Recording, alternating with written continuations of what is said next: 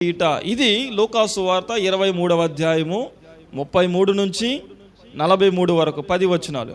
జాగ్రత్తగా గ్రహించిన ప్రియమైన దేవుని బిడ్డలారా, త్వరగా నేను ముందుకు కొనసాగుతాను. ఈ లూకాసు సువార్త 23, 33 నుంచి 43వ వచనం వరకు 10 వచనాలు మనం చదివాం. ఈ 10 వచనాల్లో రకరకాలైన జనాంగాలు మనకు కనబడుతున్నారు. 3 రకాలైన జనాంగాలు, సిలువలో 3 వ్యక్తులు కనబడుతున్నారు. ఈ రాత్రి ఈ 3 రకాలైన జనాంగాలను గురించి, సిలువలో కనబడుతున్న ఈ 3 వ్యక్తుల గురించి మనం ధ్యానం చేయబోతున్నాం. 3 చాలా ప్రాముఖ్యమైనది. ఈ రాత్రి 3 రకాల జనాంగాలు, 3 వ్యక్తులు. రండి ధ్యానం చేద్దాం. 3 వ్యక్తులను రోమా ప్రభుత్వం కపాలమనబడిన స్థలములో సిలువ వేయడం జరిగింది. వారిలో ఇరుపక్కల యేసుక్రీస్తు ప్రభు వారికి 2 బందిపోటు దొంగలుగా పిలువబడుతున్న వారుగా మనం గ్రహించగలుగుతున్నాం లేఖనములలో నుండి. మధ్యలో యేసుక్రీస్తు ప్రభు వారిని అన్యాయముగా అబద్ధ సాక్ష్యములను చెప్పి ఆయనను సిలువకు అప్పగించారు. ఆయనకు ఇరువైపులా బందిపోటు దొంగలు సిలువ వేయబడ్డారు. అయితే వీరి ఎదుట 3 రకాలైన ప్రజలు కనబడుతున్నారు.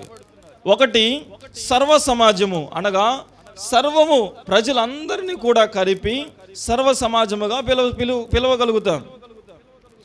అందుకే మనం కానీ 35వ వచనాన్ని చూసినట్లయితే అక్కడ చాలా స్పష్టంగా రాయబడి ఉంటుంది. ప్రజలు నిలవబడి ఏం చేస్తున్నారు? ఇది ఒక సమూహం. ఇక్కడ 3 రకాలైన ప్రజలు ఉంటే, 3 రకాలైన జనములు ఉంటే, వారిలో మొదటిది ప్రజలు అందరూ కూడా కామన్ పీపుల్, ఆర్డినరీ పీపుల్. గ్రీకులో ఈ ప్రజలని, జనాంగాన్ని గ్రీకు గ్రీకు భాషలో లావోస్ అంటారు. లావోస్ అనగా జనులు, ప్రజలు, ఒక సమూహము, మానవులు అంటారు. మానవుడు అనగా అందరూ. ఆదాం అనే పేరుకు అర్థము మానవుడు. హెబ్రీ భాషలో ఆడామ్ అంటారు. ఆదాం అంటే మానవుడు అని అర్థం, అనగా మనిషి అని అర్థం. అది స్త్రీ అయినా పురుషుడైనా. మరొక భాషలో చెప్పాలంటే ఏజెర్ అంటారు, హీబ్రూ భాషలోనే. ఏజెర్ అన్నా కూడా మనిషి అని అర్థం, అది స్త్రీ అయినా పురుషుడైనా. ఇక్కడ ఈ ప్రజలను గురించి గ్రీకు భాషలో వాడబడిన ఒక పదం సామాన్యమైన జనాంగం. ఈ ప్రజలు ఎలాంటి వారంటే అధిక గుర్తింపు లేనివారు, సామాన్యులు. ఈ సామాన్యులు యేసుక్రీస్తు ప్రభు వారిని చూచే చూపు ఎలాంటిదో ఈ రాత్రి మనం ధ్యానం చేద్దాం రండి. ఈ సామాన్య జనాంగం, ఈ ప్రజలు యేసుక్రీస్తు ప్రభు వారిని చూస్తూ ఉన్నారంట.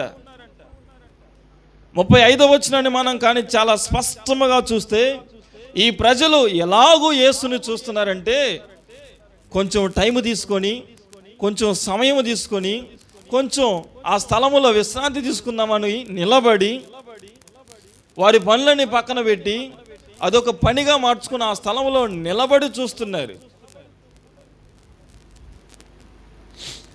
ఈ చూచుట అనే పదానికి గ్రీకు భాషలో ఒక పదం వాడబడింది. ఈ రాత్రి ఈ పదములో నుంచి మన యొక్క అంశాన్ని ముందుకు కొనసాగించుతాం. ఈ చూచుట అనే పదాన్ని గ్రీకులో థియోరియో అనే పదంతో, ఆ పదం యొక్క అర్థముతో అక్కడ సంకూర్చన చేయబడటం జరిగింది.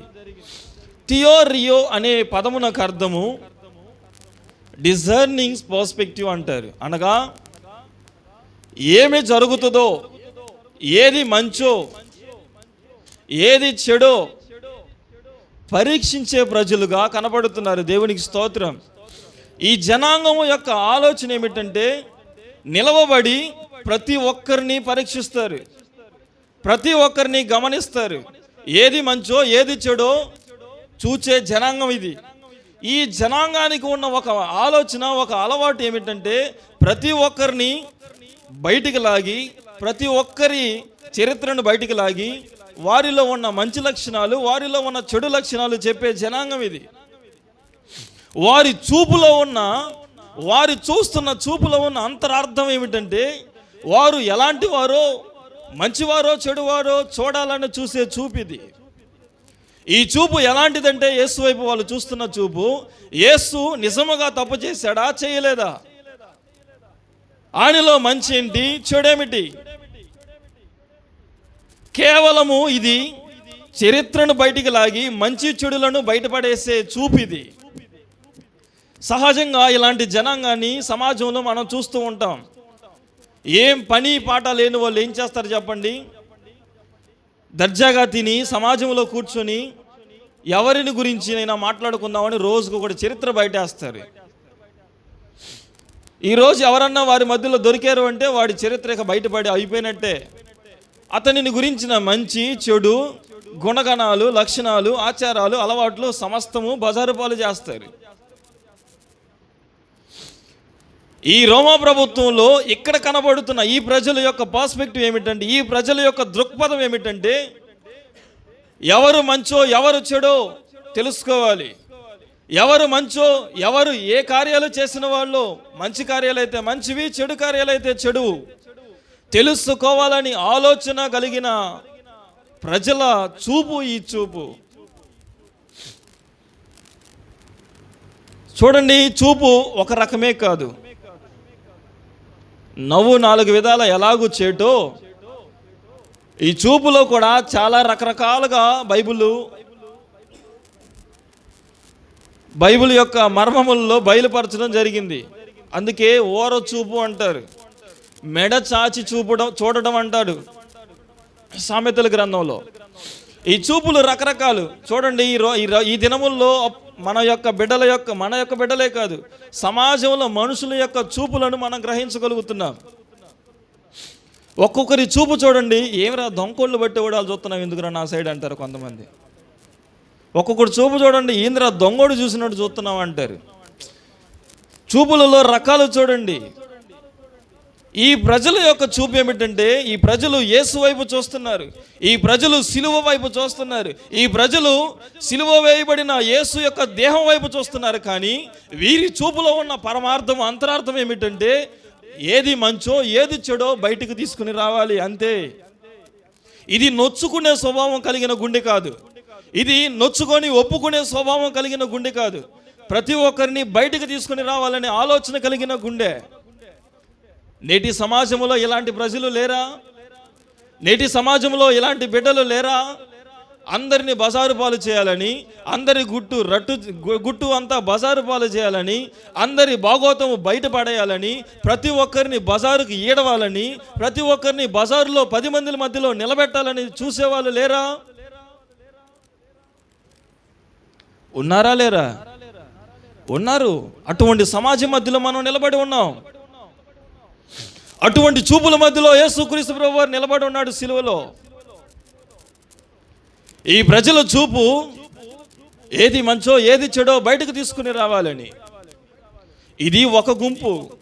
రెండవ రకమైన ప్రజలు ఎవరు అంటే, రండి 35వ వచనంలో మనం చూసినట్లయితే, రెండవ జాతి ఎవరు అంటే అధికారులు కూడా యేసు వైపు చూస్తూ, అయితే వీళ్ళు కొద్దిగా ఎక్కువ పని చేయటం మొదలుపెట్టారు. ప్రజలందరేమో కేవలం చూపుతో ఆగిపోయారు, అధికారులు చూపుతో పాటుగా నోరు కూడా లేపారు. దేవునికి స్తోత్రం. ప్రజలు నోటి దాకా రాలేదు, కళ్ళతో ఆగిపోయారు. అధికారులు కళ్ళ దగ్గర నుంచి నోటి దగ్గరకు వచ్చింది యాక్షన్. ఇప్పుడు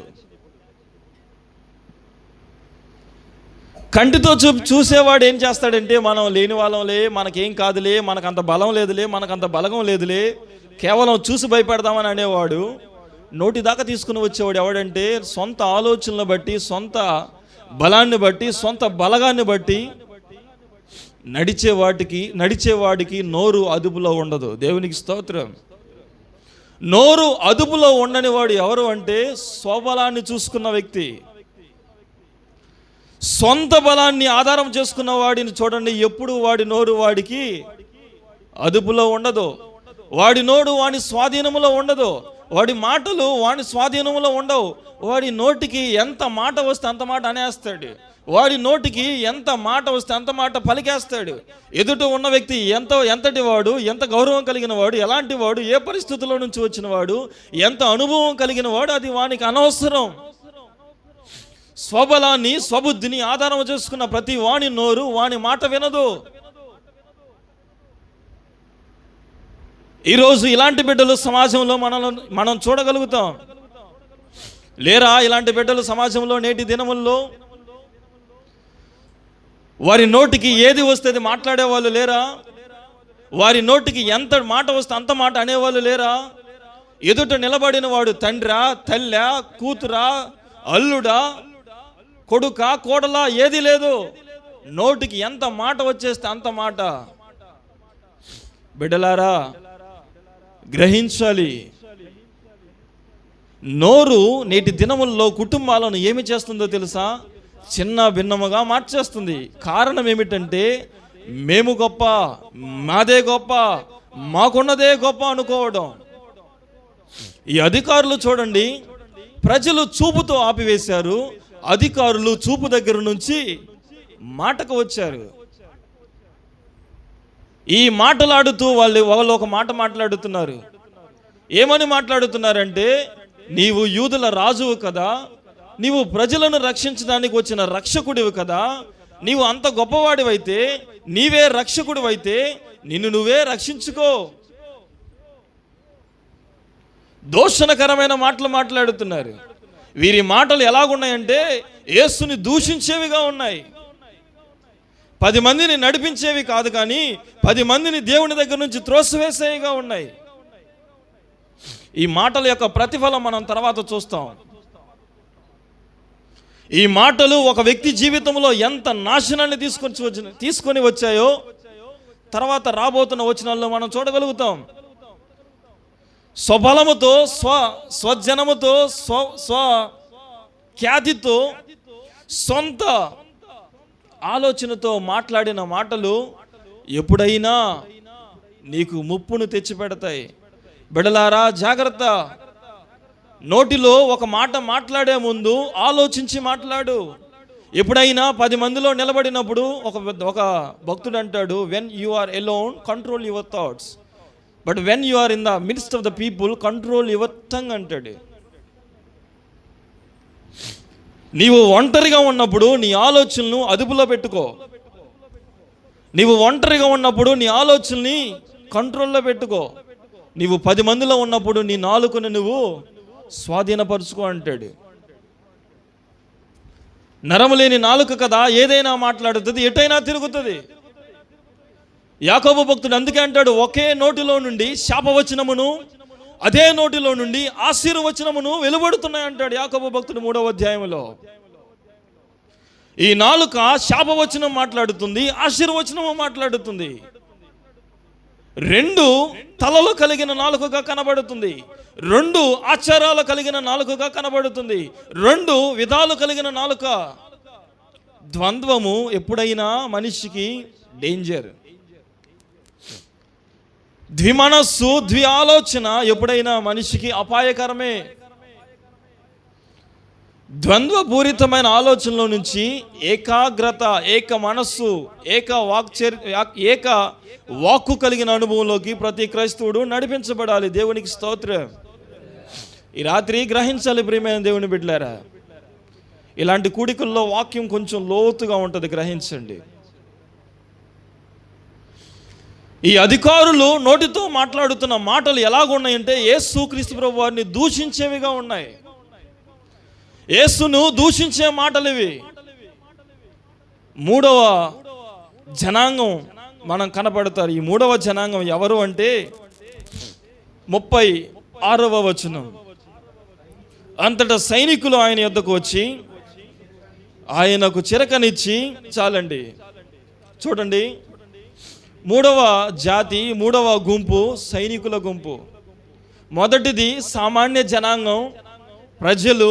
2వది అధికారుల గుంపు. మొదటిది కంటి చూపుతో మొదలుపెట్టి ఆపేసింది. 2వ గుంపు కంటి చూపుతో పాటు ఏం చేసింది? నోటితో మాట్లాడింది. ఆ మాటలు కూడా ఎలాంటి మాటలు మాట్లాడింది? దూషణకరమైన మాటలు మాట్లాడింది. ఈ మూడవ గుంపు సైనికుల గుంపు. ఈ మూడవ జనాంగం ఎవరంటే సైనికులు.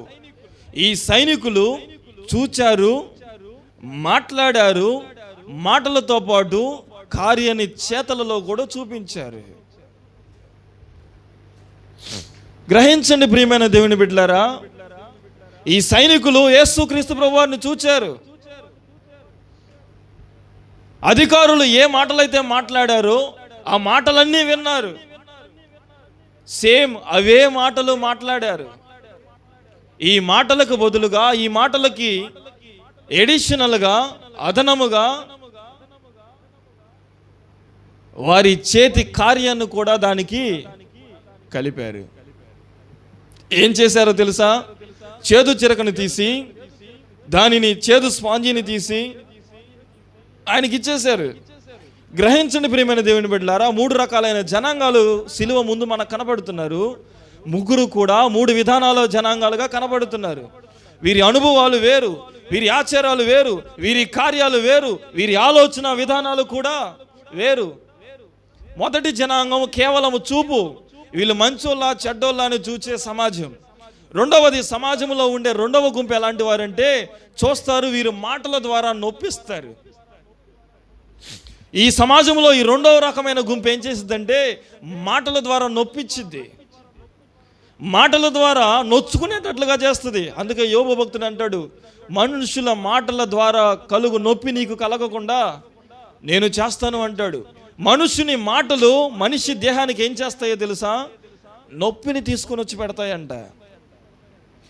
మాట మనిషిని బాధిస్తుందంట. సమాజంలో మొదటి వ్యక్తి కేవలం చూపు ద్వారా చంపేవాడైతే రెండవ వ్యక్తి మాట ద్వారా చంపేవాడు, మాట ద్వారా నిందించేవాడు, మాట ద్వారా పరువుని తీసేవాడు. మూడవ జనాంగం, మూడవ గుంపు ఎవరు అంటే కార్యములు, క్రియల ద్వారా తమ కోపాన్ని చూపించే ప్రజలు. ఆ సమాజంలోనే కాదు కానీ నేటి సమాజంలో కూడా ఈ 3 రకాలైన ప్రజలు మనం చూస్తున్నాం. లేరా? మనుషులను చూచి తట్టుకోలేని వారు లేరా? మనుషులను చూచి ఓర్వలేని వారు లేరా? చూచి వీడు ఎప్పుడు నాశనమైపోతాడు అని కోరుకునేవాడు లేడా? కొద్దిగా పచ్చగా ఉంటే వాడి కుటుంబం మీద కళ్ళు పడి వానిని ఏదో ఒక విధముగా కిందకు తీసుకొని రావాలని ఆలోచించేవాడు లేడా? ఉన్నారు. సమాజంలో ఇటువంటి వారు చాలామంది ఉన్నారు. రెండవది, సమాజంలో మనకు కనబడుతున్న జనాంగం మాటల ద్వారా నొప్పించేవారు లేరా? చూడండి, క్రైస్తవుల మీద, క్రైస్తవుల బిడ్డల మీద ఇన్ని రకాలైన అభాండాలు, ఇన్ని రకాలైన మాటలు, ఎన్నో విమర్శలు. ఆ సమాజంలోనే కాదు కానీ నేటి సమాజంలో కూడా అదే రకమైన ప్రజలను మనం చూస్తున్నాం. మూడవది, తమ కార్యముల ద్వారా, తాము చేసే పనుల ద్వారా దేవునిని దూషించే ప్రజలు. తమ క్రియలు దేవునికి మహిమ తెచ్చేవి కాదు కానీ తమ క్రియలు దేవునిని దూషించేవి.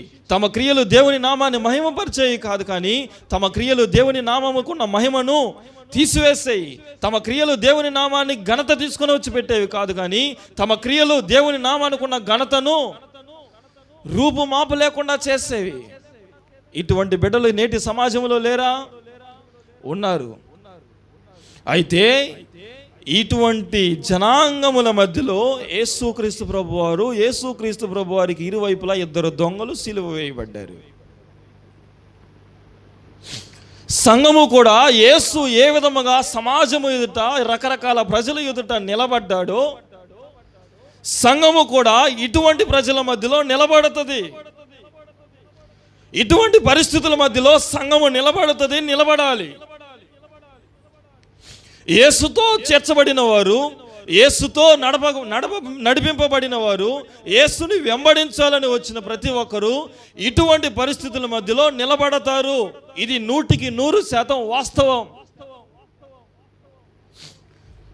యేసుని వెంబడించాలి అని యేసుతో కూడా చేరి వచ్చిన ప్రతి ఒక్కరూ కూడా ఈ 3 అనుభవాలు చూస్తూనే ఉంటారు.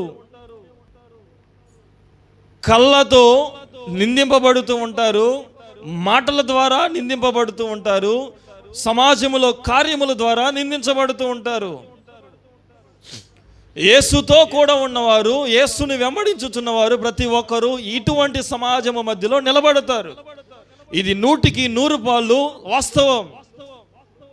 అయితే యేసుతో నిలబడ్డవారు ఏ మాటల ద్వారా ప్రభావితం చేయబడుతున్నారు? ఈ రాత్రి మన ధ్యానాంశం ఇది. సమాజం మధ్యలో అందరూ నిలబడాలి. అయితే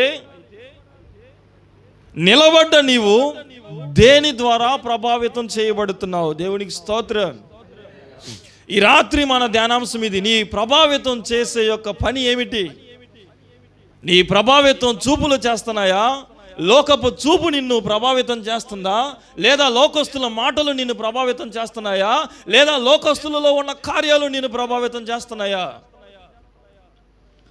లోకము ముందు నిలబడిన నువ్వు దేని ద్వారా ప్రభావితం చేయబడుతున్నావు? ప్రియమైన దేవుని బిడ్డలారా, వాక్యాన్ని శ్రద్ధగా గ్రహించుదాం. యేసుతో పాటు సిలువ వేయబడిన 2 బందిపోటు ఎవరు వాళ్ళు? దొంగలు. ఈ దొంగలు నేరస్తులు. వీళ్ళు నేరం చేశారు, ఆ నేరానికి తగిన శిక్ష అనుభవిస్తున్నారు. అయితే ఈ దొంగలు యేసుతో కూడా వచ్చారు కదా, యేసును చూచారు కదా, యేసు చెంతకు చేర్చబడ్డారు కదా, యేసును గూర్చి వార్త విన్నారు కదా. అయినా వీరి హృదయము కదిలింపబడలేదు. ఎక్కడో కానాను స్త్రీ యేసును గూర్చి వార్త వింటే విశ్వాసము ద్వారా తన కుమార్తెను బాగు చేసుకుంది. ఎక్కడో ఉన్న సమరయ స్త్రీ యేసు వెళ్ళి మాట్లాడితే మాట తన కుటుంబాన్ని రక్షించింది. ఎక్కడో ఉన్న రక్తస్రావ స్త్రీ యేసు దగ్గరకు వచ్చి గుంపులోకి వచ్చి ఆయన వస్త్రపు చెంగు ముట్టితే 12 సంవత్సరాల నుంచి కట్టని రక్తధార కట్టి ఆమెను రక్షణ అనుభవంలోనికి తీసుకుని వచ్చింది.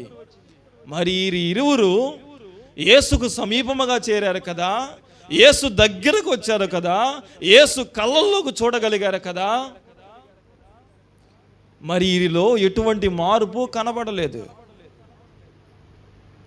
యేసు కళ్ళలోకి చూసిన జక్కయ్య కుటుంబం మారిపోయింది. అబ్రహాము కుమారుడిగా మార్చబడ్డాడు, అబ్రహాము కుటుంబంలో చేర్చబడ్డాడు.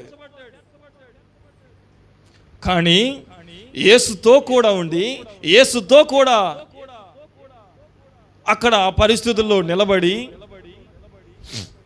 యేసుకి ఇరువైపులా ఉండి యేసు వైపు చూస్తూ కూడా ఎటువంటి కదలిక లేని హృదయాలుగా ఈ హృదయాలు మనకు కనబడుతున్నాయి. సమాజం మధ్యలో యేసుతో కూడా నిలబడ్డ నీ హృదయం ఏ విధంగా ఉంది రాత్రి గ్రహించు. అయితే వీరిరువురు కొద్ది నిమిషాలు వారందరి మాటలు విన్నారు. వారందరి మాటలు విని ఒకడు నోరు తెరిచాడు. ఇరువురిలో ఒకడు నోరు తెరిచి మాట్లాడుతున్నాడు. వీడు మాట్లాడే మాటలు ఎలాగున్నాయంటే, అధికారులు సైనికులు ఏ విధమైన మాటలు మాట్లాడారో మరలా అదే మాటలు, మరలా అదే దూషణకరమైన వాక్కులు వీడు మరలా మాట్లాడుతున్నాడు. ఈ దొంగ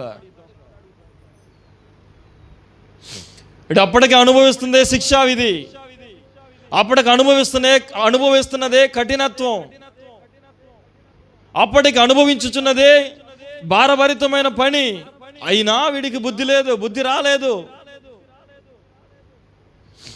వీడు దేని ద్వారా ప్రభావితం చేయబడ్డాడు అంటే, సమాజమును బట్టి, సమాజంలో ఉన్న మాటలను బట్టి, సమాజంలో ఉన్న చూపులను బట్టి, సమాజంలో ఉన్న కార్యములను బట్టి వీడు ప్రభావితం చెందాడు.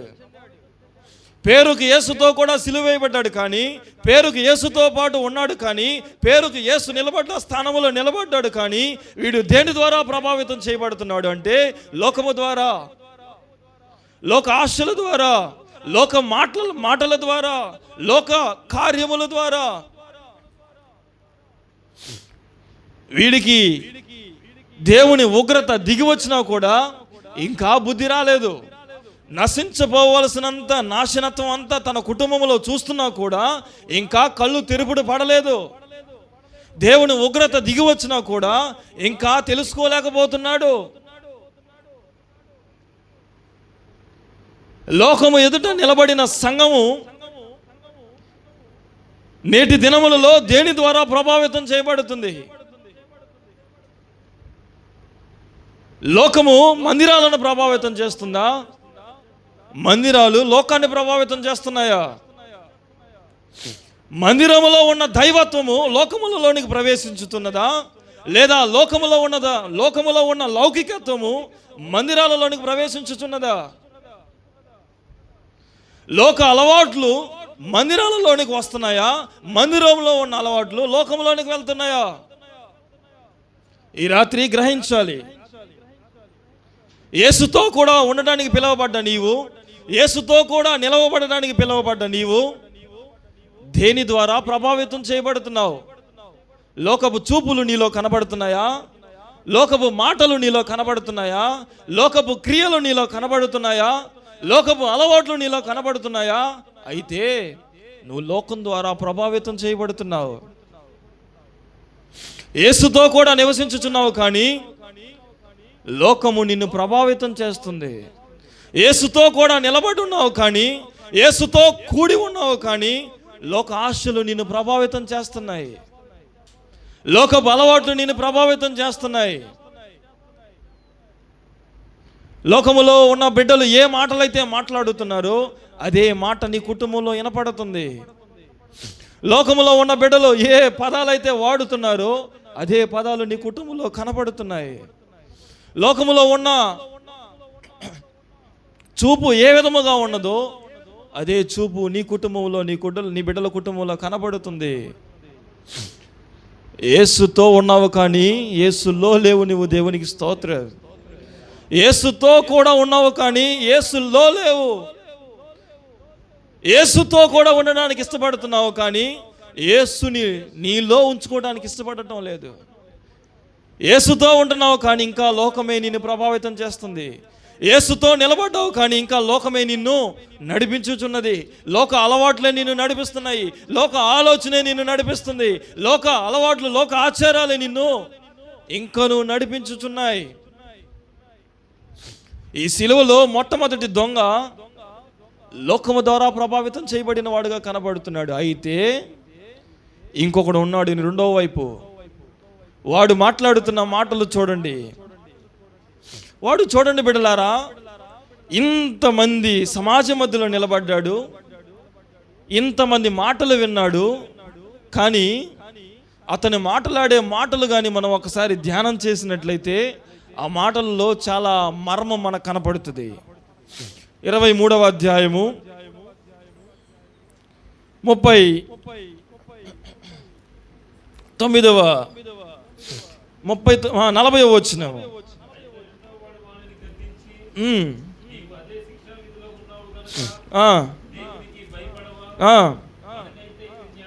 న్యాయమే,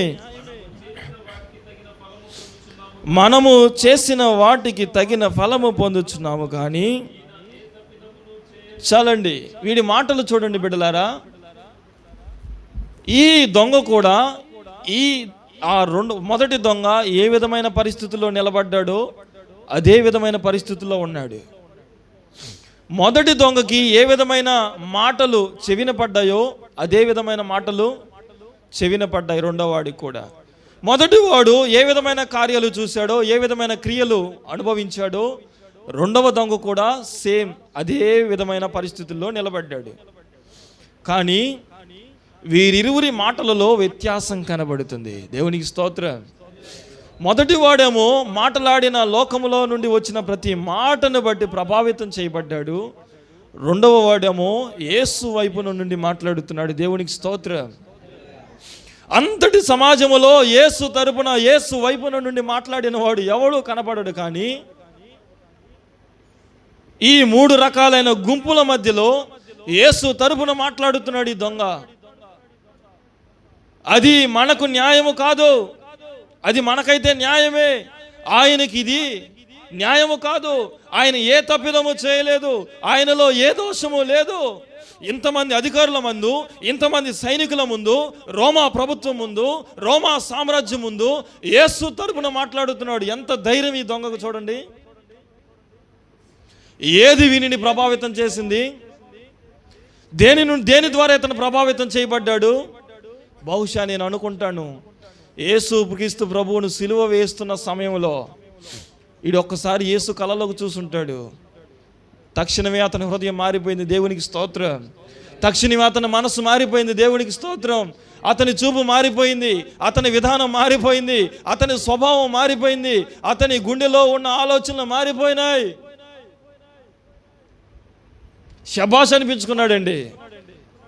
క్షణంలో పరలోక రాజ్యం, మోక్షం పొందుకున్నాడు. చాలు, జీవితం ధన్యం చేసుకున్నాడు. దేవునికి స్తోత్రం. ఈరోజు సంవత్సరాల తరబడి భక్తి చేస్తున్నాం కదా, సంవత్సరాల తరబడి దేవుని వాక్యం వింటున్నాం కదా, సంవత్సరాల తరబడి దేవుని మందిరంలోనికి వచ్చి ఆరాధన చేసి స్తుతిస్తున్నాం కదా. మరి నీలో కనబడుతున్న అలవాట్లు, ఆచారాలు ఏమిటి? లోకములోనివా, దేవునిలోనివా? లోకము నిన్ను ప్రభావితం చేస్తుందా? దేవుని ఆత్మ నిన్ను ప్రభావితం చేస్తుందా? మొదటి యోహాను రాసిన పత్రిక 2వ అధ్యాయం 16వ వచనంలో రాయబడి ఉంటుంది, లోకములో ఉన్నదంతయు శరీరాశ, నేత్రాశ, జీవపు డమ్మం, ఇది లోకము. చేప కూడా ఉప్పు నీటిలోనే పుడుతుంది కానీ, ఉప్పు నీటిలోనే పెరుగుతుంది కానీ, దానిని కోసి తింటే మాత్రం అది ఉప్పగా ఉంటుందా? లేదు, చప్పగానే ఉంటుంది. ఉప్పు నీటిలో పుట్టినది మరి ఉప్పు లేకుండా ఎలా బ్రతకగలుగుతున్నది? కొంతమంది అంటారు, సమాజమే చెడిపోయింది, చెడిపోయిన సమాజంలో నీతిమంతులుగా ఎలాగ బ్రతకగలుగుతాం? బ్రతకలేం. వ్యాపారం చేస్తున్నావు, ఏదో ఒక అబద్ధం ఆడాలి. ఆటో తోలుకుంటున్నావు, ఎక్కడో చోట 10 అయినా మోసం చేయాలి. పనికి వెళ్తున్నావు, ఏదో ఒక రోజు హాజరు మచ్చరు కొద్దిగా ఎక్కువ వేసుకోవాలి. 10 మందికి డబ్బులు ఇస్తున్నావు, ఏదో ఒకటి దగ్గరైనా అన్యాయంగా లాక్కపోతే నా బిడ్డలు ఎలాగ బ్రతుకుతారు? లేదు. నమ్మకమైన వానికి దీవెనలు. నువ్వు నమ్మకముగా ఉంటే, కొద్దిగలో నువ్వు నమ్మకంగా ఉంటే, అధికమైన దానిలోనికి దేవుడు నిన్ను తీసుకొని వెళ్తాడు. ఏ ధనము మీద ఉన్నంత విశ్వాసం దేవుని మీద లేదా? ధనము మీద ఉన్నంత నమ్మకం దేవుని మీద లేదా? లోకము ఒకడిని ప్రభావితం చేస్తే, ఒకడు దేవుని ద్వారా ప్రభావితం చేయబడ్డాడు. బిడ్డలారా, లోకం మధ్యలో నిలబడుతున్న సంఘము నేటి దినముల్లో దేని ద్వారా ప్రభావితం చేయబడుతుంది? లోకము మనిషిని ప్రభావితం చేస్తుందా, లేదా మనిషి లోకాన్ని ప్రభావితం చేస్తున్నాడా? లోకము సంఘాన్ని ప్రభావితం చేస్తుందా, లేదా సంఘము లోకమును ప్రభావితం చేస్తుందా? గ్రహించాలి. ఈరోజు నువ్వు దేని ద్వారా ప్రభావితం చేయబడుతున్నావు? లోతు కుటుంబం 4. లోతు భార్య, 2 కుమార్తెలు.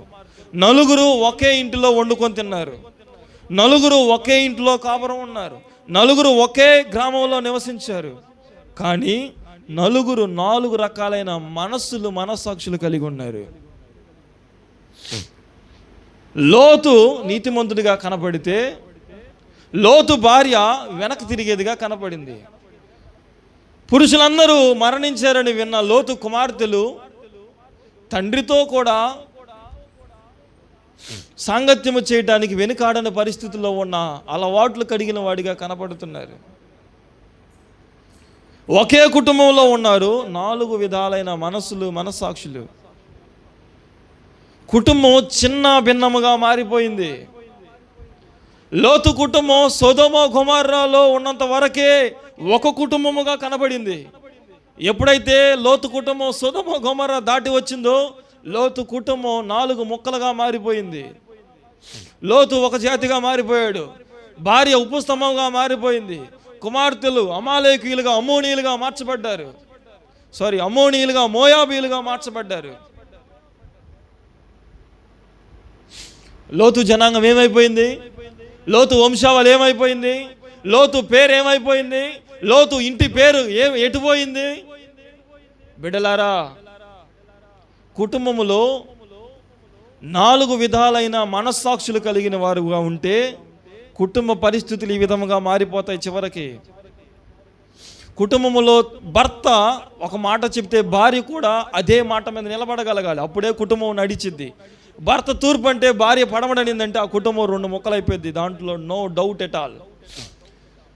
భార్యాభర్తలు ఒక మాట మీద నిలబడితే, పిల్లలు ఒక మాట మీద నిలబడలేకపోతే ఆ కుటుంబం 2 ముక్కలుగా మారిపోతుంది. కుటుంబం మొత్తము కూడా ఒకే మాట మీద నిలబడాలి. నీ కుటుంబం ఒకే మాట మీద నిలబడితేనే అది సంతోషకరమైన కుటుంబంగా ముందుకు వెళుతుంది. ఈరోజు కుటుంబాలలో ఏడుపు ఎందుకంటే భర్త మంచి అంటే భార్య అది మంచిది కాదు, పిల్లలు అది అసలు మంచిదే కాదు అంటారు. భర్త ఏమో తూర్పు అంటే భార్య పడమడ, పిల్లలు ఉత్తర దక్షిణాలు, నలుగురు 4 దిశలా ప్రయాణాలు చేస్తున్నారు. నీ గమ్యం ఎటుపోతుందో కూడా అర్థం కాని పరిస్థితి. అందుకే కుటుంబాలు చిన్న భిన్నాలుగా మారిపోతున్నాయి. ఒకే పరిస్థితుల్లో పెరిగారు కానీ, ఒకే స్థితిలో ఉన్నారు కానీ, ఒకే కుటుంబంలో ఉన్నారు కానీ, ఒకే చోట సిలువ వేయబడ్డారు కానీ, ఒకే మాటలు వారి చెవిన పడ్డాయి కానీ, ఒకరే జాతి జనాంగము వారి ముందు నిలబెట్టబడ్డారు కానీ, వారి యొక్క మనస్సులు, మనస్సాక్షులు, వారి యొక్క ఆలోచన విధానాలు వేరు. అయితే ఒకడేమో క్రీస్తు ద్వారా పరలోకములోనికి చేర్చబడ్డాడు, ఒకడేమో ఈ లోకములోనే అదే స్థితిలో విడవబడ్డాడు. యెహోషువ హాయి పట్టణానికి వచ్చినప్పుడు హాయి పట్టణము గురించి తెలుసుకోవాలని 12 గోత్రముల నుంచి 12 మంది పెద్దలను పిలిచి హాయి పట్టణం మీదకి మీరు వెళ్ళి హాయి పట్టణం ఎలాంటిదో కనుక్కొని రమ్మంటాడు. యెహోషువ గ్రంథం 6-7 అధ్యాయాలు మనం ఈ యొక్క కథనాన్ని చూస్తాం.